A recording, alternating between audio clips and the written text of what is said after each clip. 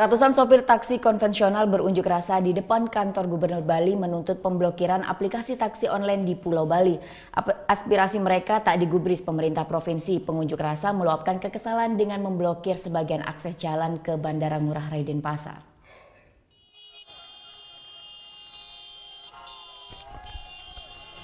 Unjuk rasa menolak keberadaan taksi berbasis online kembali digelar ratusan sopir taksi konvensional bersama Aliansi Sopir Transport Freeline Bali di Jalan Sansetrut Kute, Selasa siang.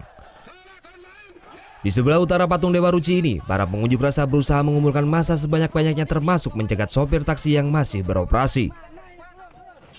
Massa kemudian melakukan konvoi dengan kendaraan roda 4 dan 2 dari Jalan Bypass Ngurah Rai menuju kantor Gubernur Bali. Setibanya di kantor Gubernur Bali, massa hanya diizinkan berorasi di depan pintu gerbang dengan pengawalan ketat aparat kepolisian.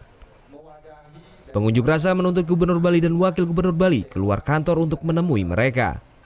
Namun hanya Kepala Dinas Perhubungan Provinsi Bali, Anak Agung Ngurah Sudarsana, yang bersedia menemui pengunjuk rasa. Di depan Kadisub, massa meminta aplikasi taksi berbasis online Grab dan Uber segera diblokir karena tidak memiliki izin operasi di Bali. Namun Kadisub tak bisa memenuhi permintaan massa karena wewenang tersebut berada di pemerintah pusat. Massa yang kecewa akhirnya menuju ke Patung Kuda Tuban untuk memblokir akses jalan Bandara Ngurah Rai. Akses menuju bandara dari Jalan Raya Tuban maupun Bypass Ngurah Rai ini ditutup oleh puluhan mobil taksi konvensional. Setelah bernegosiasi dengan aparat kepolisian, massa bersedia membuka blokir jalan. Penutupan akses jalan sekitar 10 menit ini menyebabkan kemacetan parah di sekitar Patung Kuda. Para pengunjuk rasa mengancam akan melakukan unjuk rasa yang lebih besar jika tuntutan mereka tidak segera dipenuhi.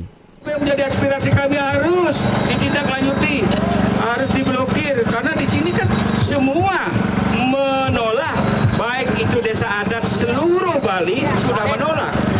Grab dan Uber ini harus dilaksanakan sesuai dengan apa yang menjadi aspirasi kami. Unjuk rasa menolak taksi berbasis online di Bali ini sudah terjadi sejak bulan Maret tahun 2016 lalu. Para sopir pariwisata dan taksi konvensional yang memiliki izin resmi mengaku kesulitan cari penumpang sejak menjamurnya taksi online. Muhammad Hasanuddin melaporkan untuk NET.